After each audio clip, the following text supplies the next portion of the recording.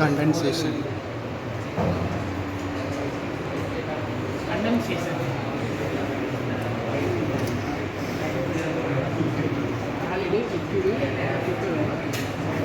ஒரு ஸ்டேட்ல இருந்து இன்னொரு ஸ்டேட்டுக்கு மாறுது. இது லிக்விட் சாலிட் இல்ல சாலிட் லிக்விட் டு கேஸ் இந்த மாதிரி மாறுறது சேஞ்ச் ஆஃப் ஸ்டேட். இது எல்லாமே பிசிக்கல் எஃபெக்ட்ஸ். பிசியோலஜிக்கல் எஃபெக்ட்ஸ் என்னலாம் நம்ம உடம்புல என்ன நடக்கும்? நமக்கு வந்து இப்போ ஹார்ட் பேக் வச்சு ட்ரீட்மெண்ட் கொடுக்குறோம்ல. Edema reduce sound. ஃபர்ஸ்ட் சொன்ன வாசோ டைலேஷன். வாசோ டைலேஷன் என்ன?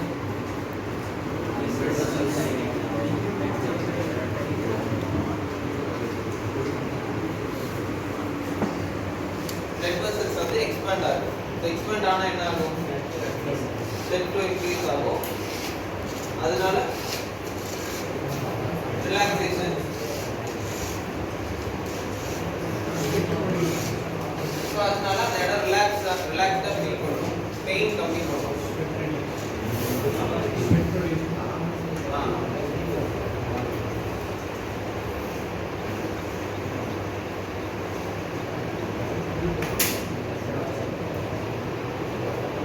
ஸ்வெட் ஏன் ப்ரொடியூஸ் பண்ணுது?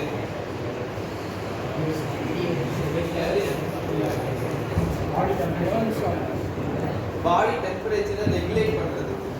ஓகே. ஸோ இப்போ ஒரு இடத்துல ஹீட்டாக இருக்குன்னா நம்ம வந்து ஆட்டோமேட்டிக்காக நம்ம பாடி என்ன பண்ணணும், அந்த இடத்த கூல் பண்ண ட்ரை பண்ணும். ஸோ கூல் பண்ண ட்ரை பண்ணுது நல்லது இல்லை. அது வந்து ஒரு ஃபீவர் வந்தால் என்ன பண்ணும், நம்ம உடம்பு இருக்குல்ல அதே மாதிரி தான். அது ஒரு ஃபினாமினன் மாதிரி நினச்சிட்டு பாடியை கூல் பண்ண ட்ரை பண்ணுது. ஸோ அதில் நடக்கிற தான் ஸ்வெட் ப்ரொடியூஸ். வேற என்ன பண்ணும்? ஏதாவது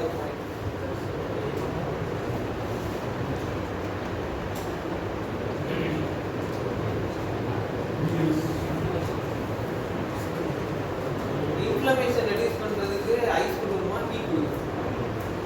ஐஸ்.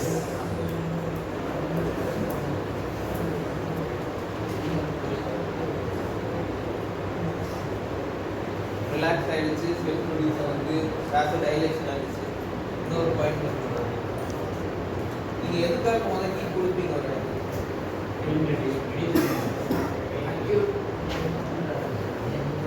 கிரானிக் கண்டிஷன்ஸ், அதாவது ஒரு 1 month ஆயிடுச்சு அப்படின்னா கிரானிக் கண்டிஷன்ஸ் தான் டீ கொடுக்கும்.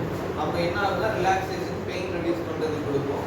அந்த இடத்த வந்து லூசன் பண்ணி மொபிலைஸ் பண்ணலாம். ஓகே, ஈஸியாக மொபிலைஸ் பண்ணுறது, மூவ்மெண்ட் இம்ப்ரூவ் பண்ணுறது.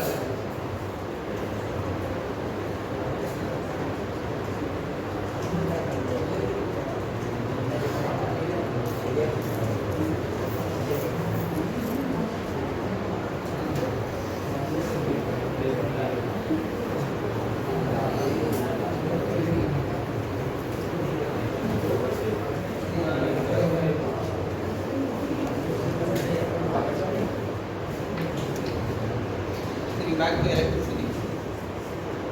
நம்ம உடம்புல எலக்ட்ரிசிட்டி எப்படி பாஸ் ஆகுது? வெளியே இருந்து எக்ஸ்டர்னலாக கொடுக்குது, ஒரு மூவ்மெண்ட் நடக்குது, ஒரு ஸ்டிமுலேஷன் வருது. அது எப்படி கண்டக்ட் ஆகுது?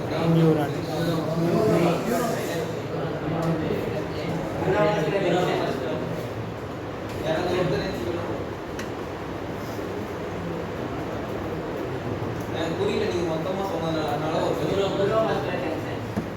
நியூரோமஸ்குலர் ஜங்ஷன்னா இது நர்வ், இது மசில்.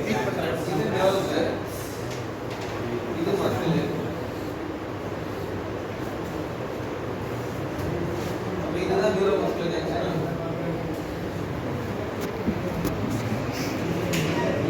கரெக்டா? கப்பா